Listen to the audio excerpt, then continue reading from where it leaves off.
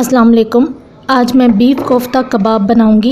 ये 1.5 kilo beef का कीमा लिया है जिसे मैंने फ्रीज़ करके रखा था। अब इसे मैं ऐसे ही किसी खुले बर्तन में पानी डाल के रख दूंगी ताकि ये नॉर्मल टेम्परेचर पे आ जाए। तब तक मैं दूसरी चीज़ों की तैयारी कर लेती हूँ। इसके लिए आधा किलो प्याज काट लिए हैं और 8 से 10 हरी मिर्चें ली हैं। अब इनको चॉपर में डालकर अच्छी तरह चॉप कर लेंगे।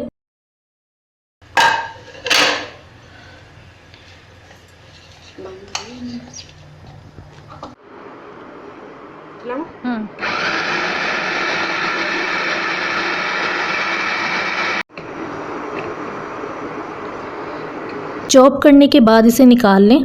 अब इस चॉप किए हुए मसाले को किसी ऐसे बर्तन में ट्रांसफ़र करें जिसमें प्याज़ों का पानी आप अलग कर सकें।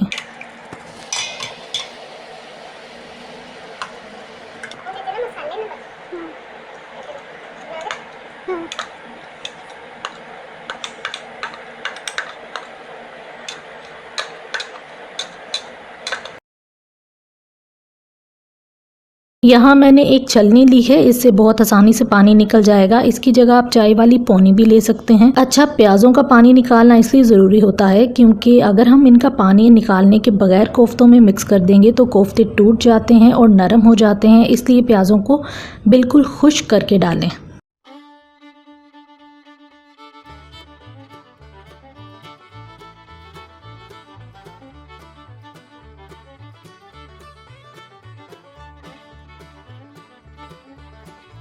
अच्छा, जो कीमा था उसका भी अच्छी तरह पानी निकाल कर चॉप कर लें। ये कीमा मशीन से निकलवाया था लेकिन मैं एक बार इसे फिर चॉप करूंगी ताकि ये और सॉफ्ट हो जाए और सॉफ्ट सा हमारा कोफ्ता मिक्सचर बने। चले अब इसको चॉप करने के बाद मैं आपको नेक्स्ट स्टेप बताती हूँ कि हमने क्या करना है।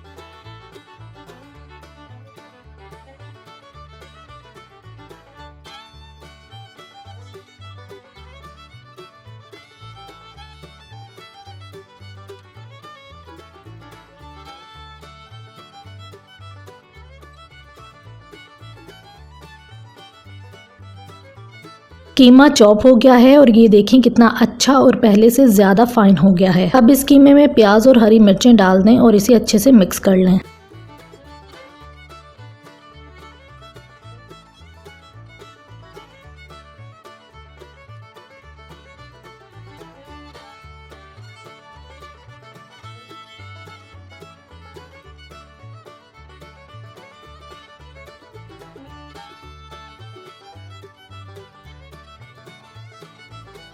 इसके अलावा ये मसाले इसमें जाएंगे जिसमें सबसे पहले है जी 1 चाय का चम्मच लहसुन पाउडर, 1 चाय का चम्मच अदरक पाउडर, नमक टेस्ट के मुताबिक, आधा चाय का चम्मच काली मिर्च, 1 खाने का चम्मच कुटी हुई लाल मिर्च और 1 खाने का चम्मच सूखा धनिया पाउडर। इसके अलावा 1 चम्मच कॉर्नफ्लोर, 1 चम्मच सीख कबाब मसाला और 1 चम्मच कोफ्ता मसाला। इन सब मसालों को डालकर मिक्स कर लें और स्मूथ सा पेस्ट बना लें। चलें जी, अब राबिया बाजी इनको मिक्स करती हैं, फिर नेक्स्ट स्टेप की तरफ चलते हैं।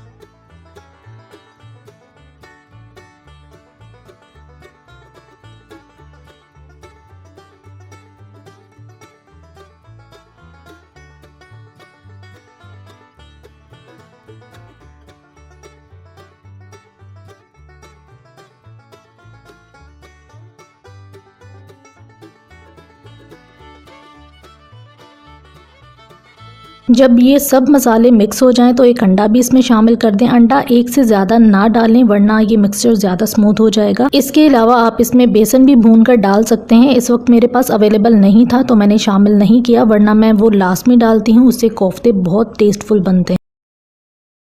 ये जी नमक और मसाले वगैरह चेक करने के लिए ऐसे छोटी सी टिक्की बनाकर फ्राई करके हम टेस्ट करेंगे पहले, ताकि पता चल जाए कि कोई चीज़ कम या ज़्यादा तो नहीं। फिर हम इसके कोफ्ते बनाना स्टार्ट करेंगे। मैंने टेस्ट कर लिया है, बिल्कुल परफेक्ट हर चीज़ शामिल हुई है। अब इसमें हरा धनिया डालकर मिक्स कर लेंगे और साथ ही इसके कोफ्ते बना लेंगे।